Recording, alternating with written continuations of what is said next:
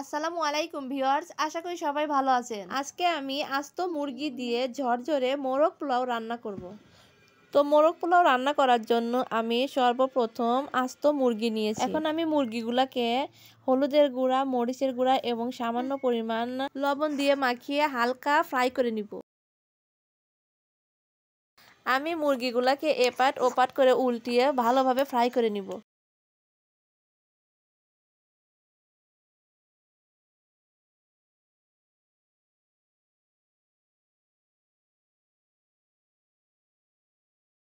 তো মুরগিগুলোকে ফ্রাই করা হয়ে গিয়েছে, এখন আমি তেল থেকে উঠিয়ে নিচ্ছি। তো এখন চলে যাওয়া যাক আমার এই রোস্ট রান্না করাতে। প্রথমে আমি একটা কড়াই বসিয়ে এর মধ্যে পরিমাণ মতো তেল দিয়ে দারচিনি, এলাচ, তেজপাতা দিয়ে দিব। এখন এর মধ্যে 1 কাপের মতন পেঁয়াজ কুচি দিয়ে দিব। তো একটু পেঁয়াজটা ভেজে নিয়েছি। এখন এর মধ্যে আমি আদা বাটা, রসুন বাটা, জিরা বাটা, গরম মশলা বাটা এবং মরিচ বাটা দিয়ে দিচ্ছি। তো সবগুলোই বাটা মশলা আমি 1 চা চামচ করে দিয়ে দিয়েছি। তো এই মশলাগুলো এখন আমি নাড়াচাড়া দিয়ে এখন এর মধ্যে আমি হলুদের গুঁড়া, মরিচের গুঁড়া এবং ধনে গুঁড়া 1 চামচ করে এবং স্বাদ মতো লবণ দিয়ে ভালোভাবে একটু পানি দিয়ে কষিয়ে নিব।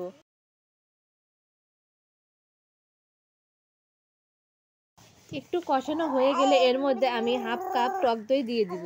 তো টক দই দেওয়া হয়ে গেছে, এখন আমি একটু কষিয়ে নিব।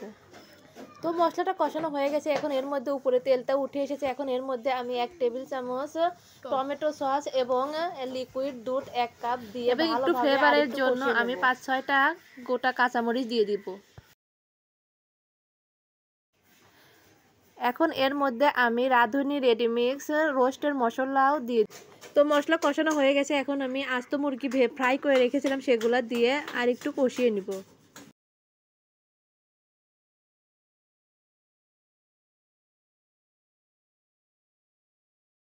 তো সিদ্ধ হওয়ার জন্য আমি 2 কাপ পরিমাণ পানি দিয়েছিলাম। এখন আমি এভাবে ঢেকে দিয়ে রান্না করে নিব। তো রোস্টটা রান্না হয়ে যাওয়ার পরে আমি এখন পোলাও রান্না করে নিব। তো পোলাওটা রান্না করার জন্য আমি এখানে একটা পাতিল বসিয়ে দিয়েছি। এখন এর মধ্যে আমি তেল দিয়েছি, তেলটা গরম হয়ে এসেছে। এখন এর মধ্যে আমি পেঁয়াজ কুচি দিচ্ছি। পেঁয়াজটা লাল হয়ে গেলে এর মধ্যে আমি দারচিনি, এলাচ এবং গরম মশলা দিব। এগুলো ভেজে নেওয়া হয়ে গেলে এখন এর মধ্যে আমি 1 টেবিল চামচ আদা বাটা, 1 টেবিল চামচ রসুন বাটা দিয়ে হালকা নেড়ে এর মধ্যে পোলাও চাউলটা ঢেলে দিব।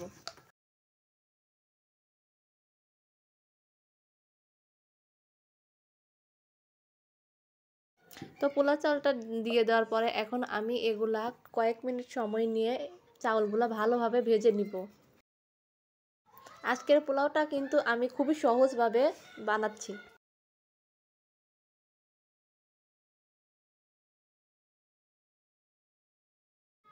পোলাও চাউলটা ভেজে নেওয়া হলে এখানে আমি 3 কাপ চাউল নিয়েছি, তার জন্য আমি 6 কাপ পানি দিই। পানিটা কিন্তু অবশ্যই মেপে দিতে হয়। পানিটা দেওয়া হয়ে গেছে, এখন আমি এর মধ্যে আস্ত কাঁচামরিচ দিয়ে দিচ্ছি এবং স্বাদ মতো লবণ দিয়ে ভালোভাবে নেড়ে ঢেকে দিব পোলাওটা হওয়ার জন্য।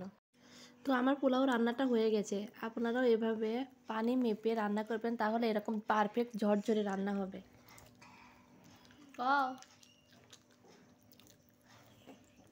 তো এখন আমি আগে থেকে রান্না করে রাখা রোস্ট পোলাওর মধ্যে ভালোভাবে মিশিয়ে দিব।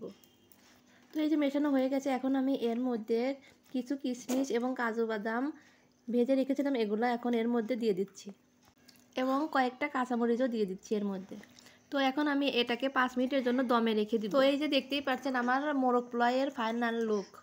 কেমন হয়েছে আমার রান্নাটি অবশ্যই কিন্তু কমেন্ট করে জানাবেন।